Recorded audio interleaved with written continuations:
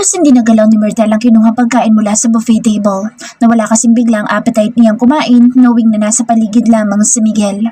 Mahigit 1 linggo na silang hindi nag-uusap ng binata at nalilito na siya kung kinukonsider pa ba siyang girlfriend nito. Sinubukan nitong sadyain ito at kausapin, ngunit iba naman ang bumungad sa kanya. Aminado siya, nag-iisip siya na hindi maganda sa nakita at nasaktan, ngunit hindi naman natanggal sa kanyang puso ang pag-asang kakausapin pa din siya ng binata. Ngunit tila kinalimutan na siya ni Miguel at wala na itong pagpapahalaga sa kanya. Sa isiping ito ay napahugot na lamang siya ng malalim na paghinga, pagkatapos ay wala sa sariling tinawagan ng sarili. Sister Myrtle? Napatigil mula sa pagsasalpit ang dalaga na may biglang huminto sa harap ng kinauupan at tinawag ang kanyang pangalan. Halos nakakunot pa ang noong nag-angat siya ng muka, ngunit biglang nagbago ang ekspresyon ng muka nang makilala kung sino ang nakatayo sa kanyang harapan. Father Adrian! Bulalas niya na agad napatayo sa kinauupan at mabilis na kinuha ang kamay nito at nagmano. Si Father Adrian ay isa sa mga batang pari na paminsan-minsan ay na-assign sa monasteryo upang mag-preach. Napakagwapo nitong pari kung kaya't halos lahat ng bagong pasok sa monasteryo dati ay tuwang-tuwa at kinikilig dito. Kawaan ka ng Panginoon. Tugon nito, ngunit halatang naasiwa sapagkat binawi agad nito ang kamay at inilagay sa may likuran. Nakapagbakasyon po kayo, Father? Sino pong kasama niyo? Turan niya sabay tingin sa paligid kung may kasama ito. Oo, medyo matagal na. Saan nito kasabay ng alanganing pangiti? Nagulat siya sa sinabi nito kung kaya't nagtatanong ang matang tumingin sa mukha nito. It happens. Maybe, being inside is not meant for me. Pakibit nitong payag at hindi siya makapaniwalang tumango-tango. Sayang naman, ang galing pa naman nitong mag-preach. Halos puno ang simbahan kapag nababalitaang ito ang mangunguna sa misa dati. Ikaw, balita ko noon magiging ganap ka ng Clistert. Bakit nasa labas ka? Wika na to at siya naman ang bahagyang natinggilan sa katanungan nito. Mahirap pong ipaliwanag pero parang ganoon din po sa inyo. Saan niya kasabay niyang mahinang pagtawa at ito naman ang nagulat sa kanya. Really? Kaya pala hindi na kita nakita noong huli akong pumunta doon. Akala ko nasa loob ka lang, yung pala'y nandito ka na rin pala sa labas. Tara ni Father Adrian at hindi siya makapaniwalang hinanap din siya nito. Sa ganda lalaki ng pare ay parang celebrity din ito sa loob na lihim na tinitilian ng mga tulad niyang madre. Kung kaya't lihim siyang nakaramdam ng kilig dahil napansin din pala siya nito. Meron po kayong kasama? Pwede po kayong maupo dito? Question niya at nakangiting tumango ito. Thank you.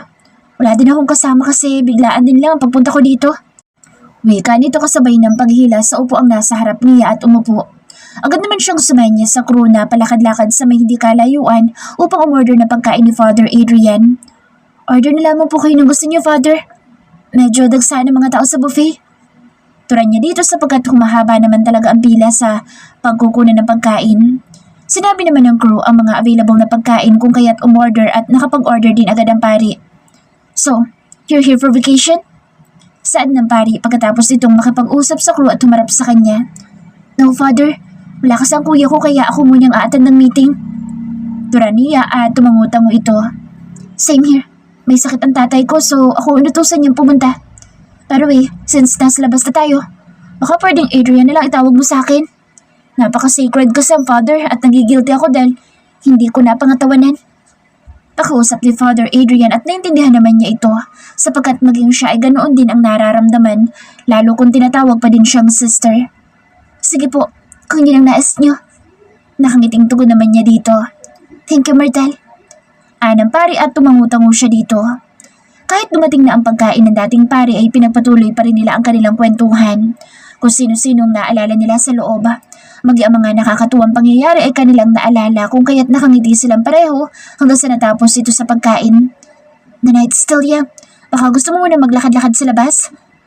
Suwestyo ni Adrian pagkatapos ng kanilang pagkain. Sige po. Actually, yun din po ang naisip ko kanina pagkatapos ko sana dito sa mess hall.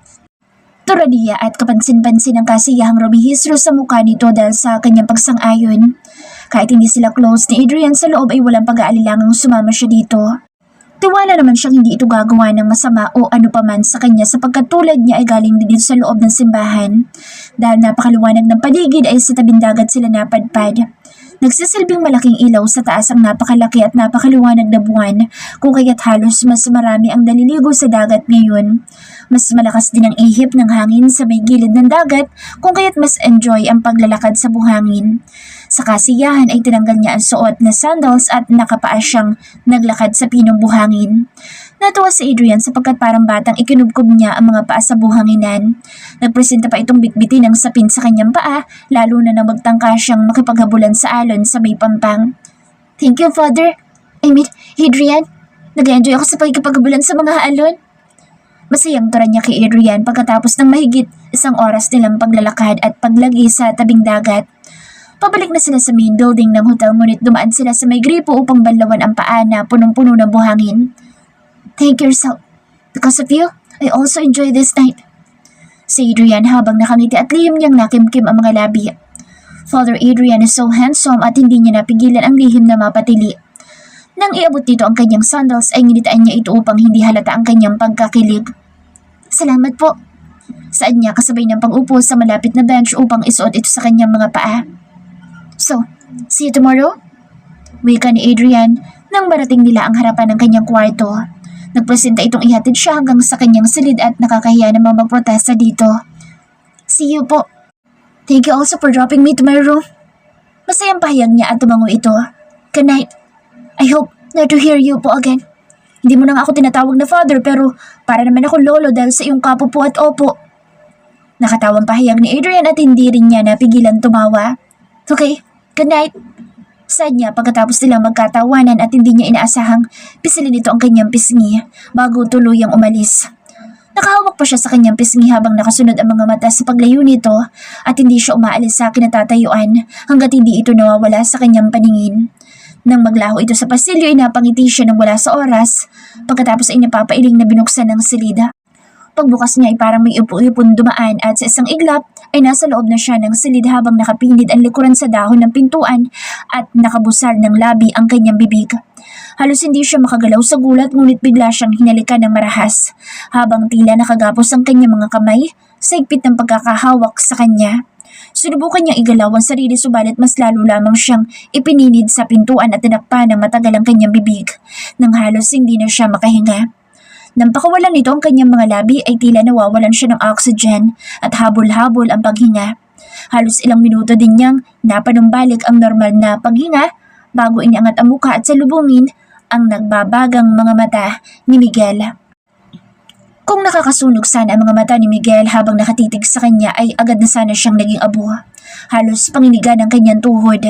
Gumagalaw pati ang mga muscles dito sa pangat halatang nagtitimpi ito sa matinding pagsabog.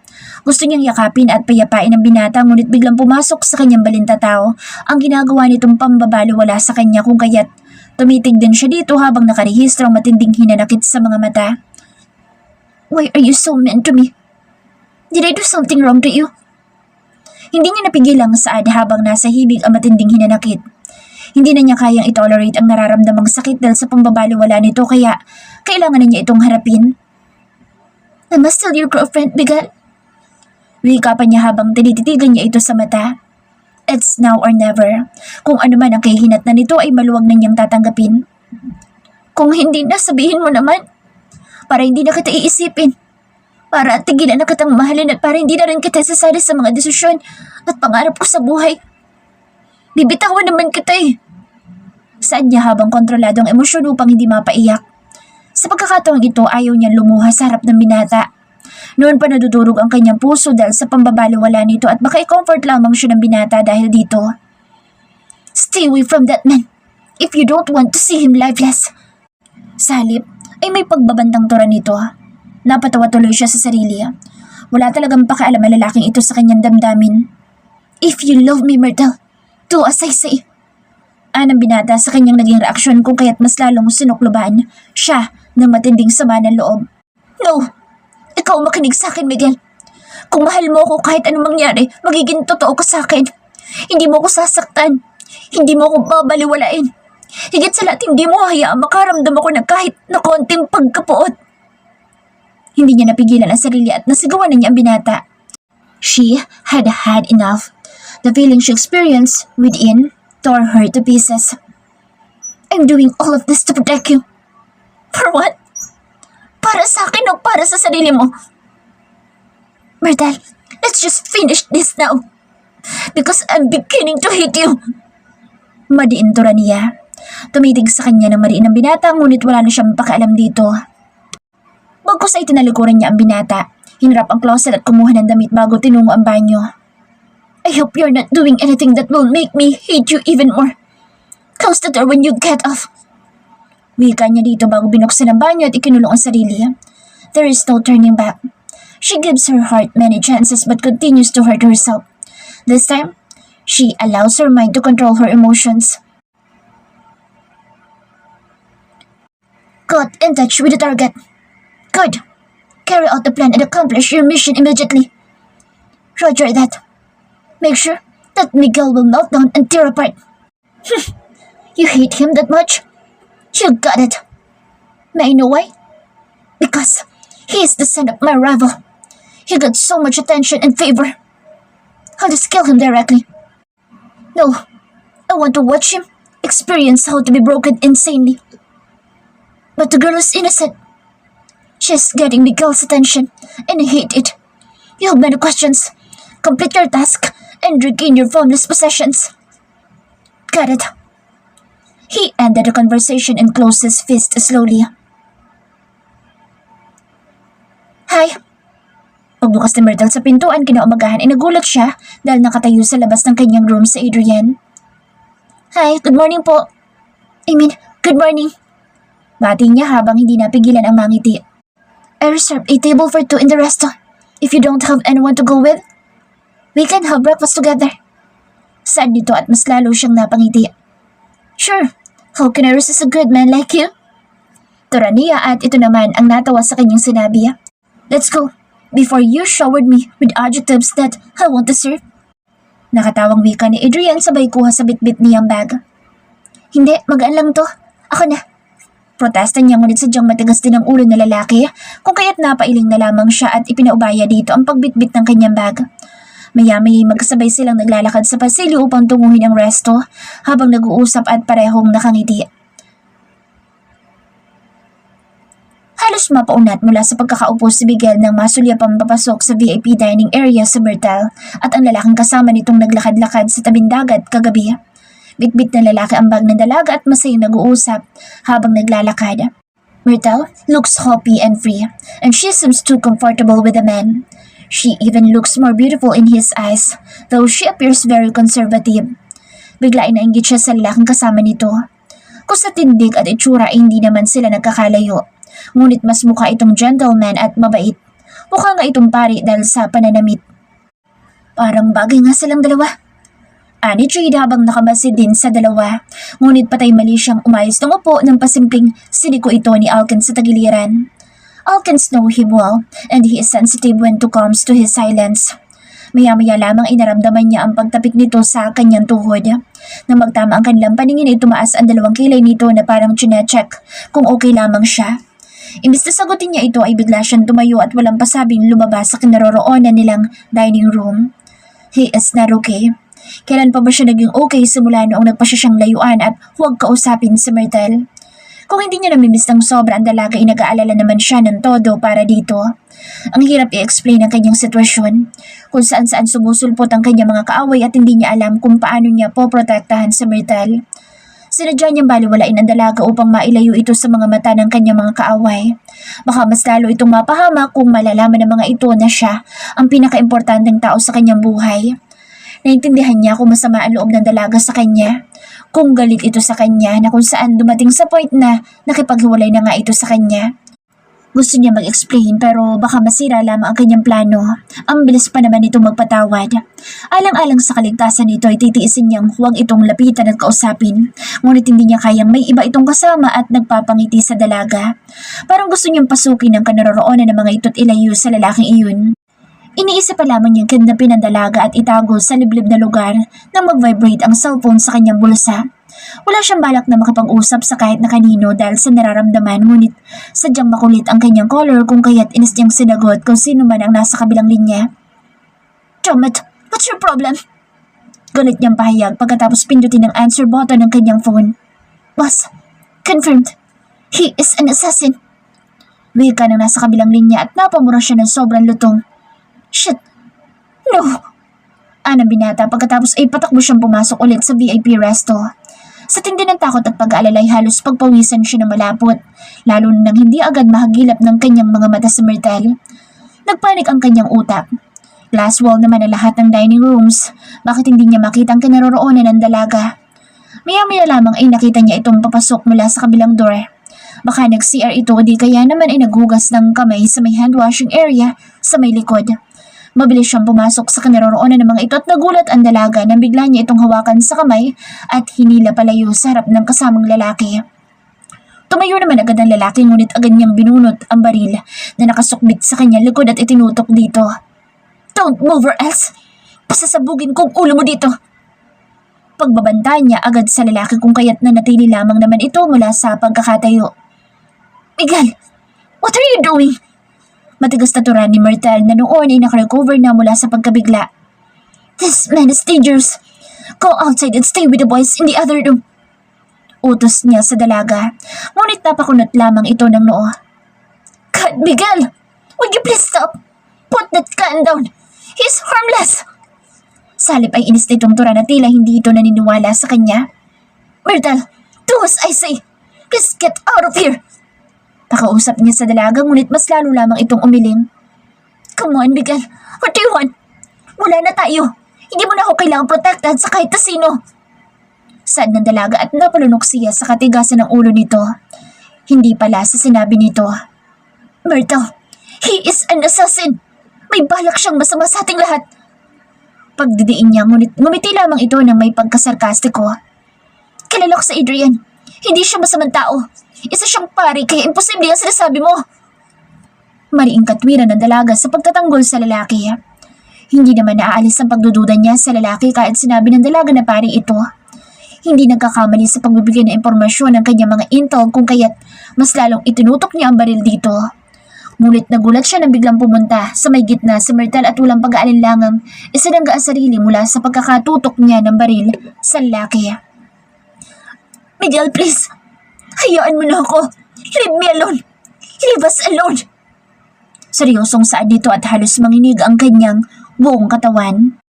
Nararamdaman ni Miguel ang panghihina ng buong katawan habang nakikipagtitigan kay Myrtle. Parang kailan lang ay ramdam niya ang pagmamahal ng dalaga subalit sa pagkakataong ito, kahit katiting na pagpapahalaga hindi na niya makita sa mga mata ng dalaga. Napalunok siya ng sunod-sunod. Gusto niya itong amuin at yakapin ngunit tinawakan ito ang kamay ng lalaki at walang lingon likod na hinilang palabas ng resto. "Bro!" Halos magkakasunod na pumasok ang mga kaibigan sa kanyang kinaroroonan. Mabilis niyang ikinurap ang mga mata dahil nagbabadya ang pagbagsak ng mga luha kanina.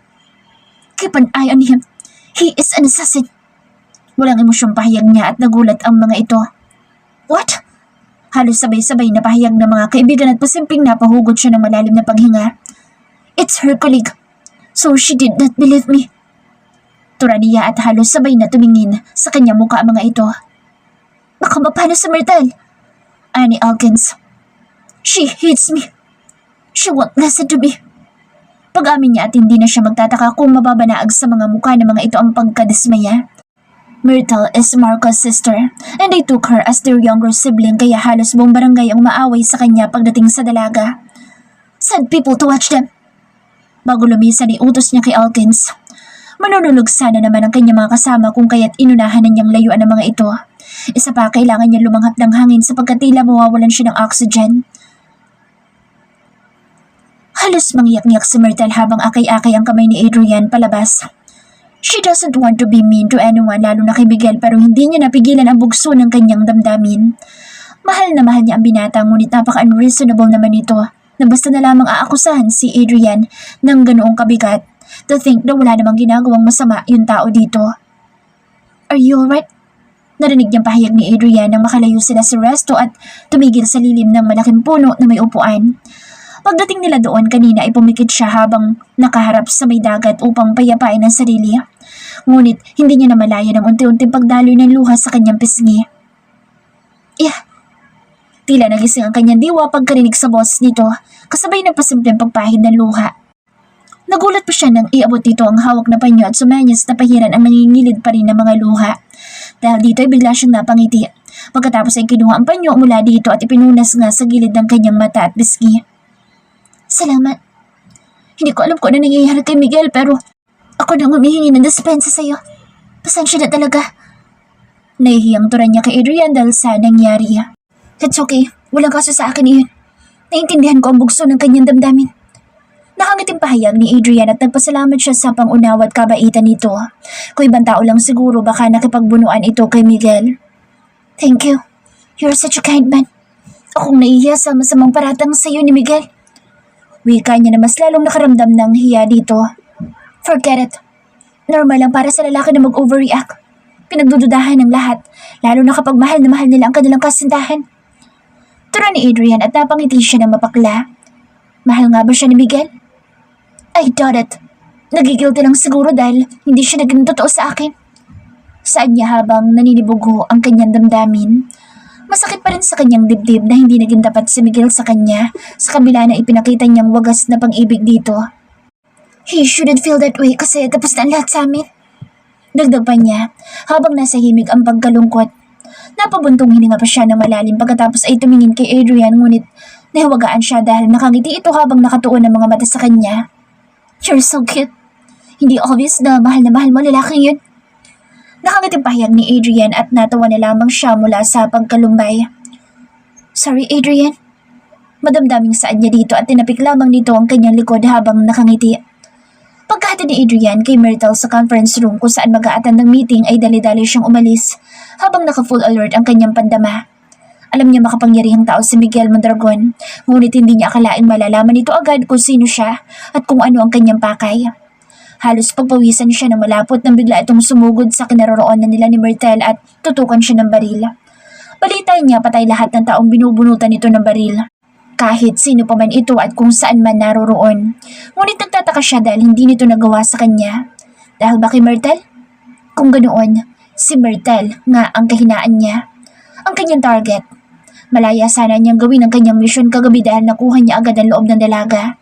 Biruin mo hindi man lang ito nagdalawang isip na sumama sa kanya upang maglakad-lakad sa tabi ng dagat. Ang plano huwag mag-aksaya ng panahon at tapusin agad ang misyon, ngunit hindi nangyari. Myrtle is dumb, kind and cute and he can't resist her good-natured charm. Natuwa siya dito at nakalimutan niya ang kanyang misyon. Ngayon ay tila pinagsisisihan pa niya ang pagkakatuwa niya sa dalaga dahil mas mabilis pa sa kidlat ang pangangalap ni Miguel ng impormasyon. Tumuloy siya sa inukupahang silid upang maghanda. Kailangan na niya isagawa ang misyon sa araw na ito bago pa man mahuli ang lahat. Hindi niya hayaang mapunta sa wala ang lahat ng kanyang sacrifices, lalong-lalo na sa pagtalikod sa kagustuhan niya sa buhay. Hindi ito para sa kanyang sarili kundi para sa kanyang pinakamamahal na pamilya. Bago niya sinuksok ang susi sa pintuan ay pinakaramdaman niya muna ang paligid. Every time kasi para siyang kinukutaban. Marahil ay hindi pa siya talaga totally trained assassin o talaga lang pinipilit ang sariling yakapin ng kasalukuyang agos ng kanyang buhay.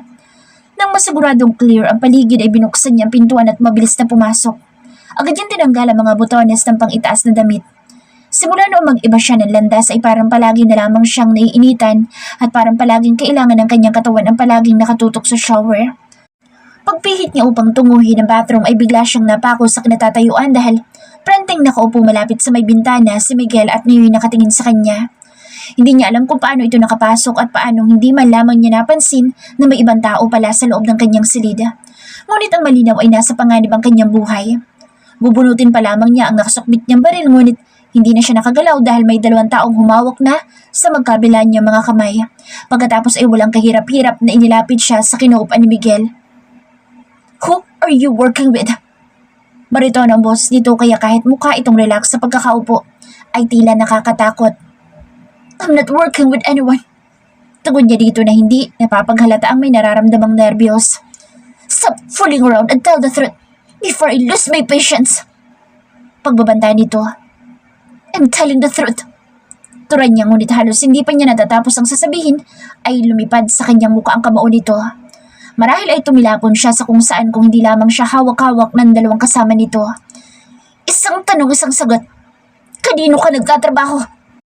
May diina ang boses nito ngunit mas lalo din lang siyang umiling kung kaya't magkakasunod na suntok ulit ang natanggap ng kanyang katawan. Sa pagkakataong ito ay tila nawala na ito ng pasensya. Akala niya bubunot na ito ng baril ngunit kinuha nito ang cellphone nito sa loob ng suit at nakatingin pa sa kanya habang naghihintay na may sumagot sa tawag nito. tear down his precious family. Makapangyarihang utos nito pagkaraan ng isang sandali at napalunok siya ng sunod-sunod habang unti-unting ikinukuyom ang mga palad. All of you mafias are going to hell! Mga walang kaluluwa! Kahit mga inosenteng tao, idadamay niyo sa mga kasakiman ninyo!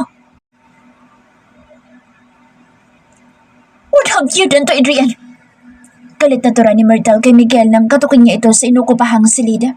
May plaster sa mukha sa Adrian ang puntahan niya sa silid dito upang magpaalam dahil babalik na siya sa Maynila. Hindi man nagsalita kung sino may kagagawan sa pasa nito sa mukha, ay agad na pumasok sa kanyang isip si Miguel. Nakapagtatakang wala ang binata sa meeting kanina samantalang nakabuntot palagi dito si Jade at Alkins. Mukhang nagulat si Miguel nang mapagbuksan siya ng pinto ngunit hindi ito umimik, bagkus ay iniawang lang nito ang pinto pagkatapos ay tumalikod. Miguel, ano ba? Bakit ang sama-sama mo? Hindi niya sinasadyang sabihin ang mga ganoong kataga sa binata, ngunit bigla siya nanggigil sa ginawa nitong pagtalikod.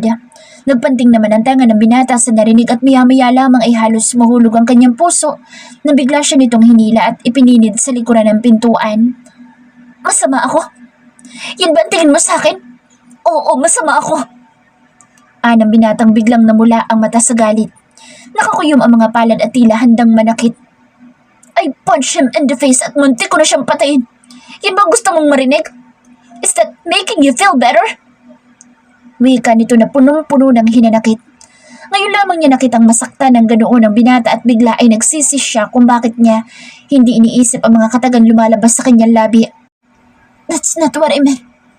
Sabi niya habang halos hindi na marinig ang sariling boses at nginisian siya ni Miguel nang may pagkasarkastiko. Yun naman ang tingin mo sa akin simula pa lang, di ba? Na masama akong tao at halang ang bituka. Tura ng binata kung kaya't sobra siyang na-guilty. No, hindi yan totoo. Turan niya ngunit tumitig lamang sa kanya ng mariin ng binata. Liar. Wika nito pagkatapos ay dismayado ang mukhang tumalikod. Bigla siyang naalarma kung kaya't mabilis niyang sunundan ang binata at wala sa sariling niyakap niya ito sa likod. Sorry, I shouldn't utter those words. Anas niya na tila nawala ang lahat ng hinanakit niya sa binata sa mga nagdaang araw at wala siyang gustong gawin ngayon kundi amuin ito.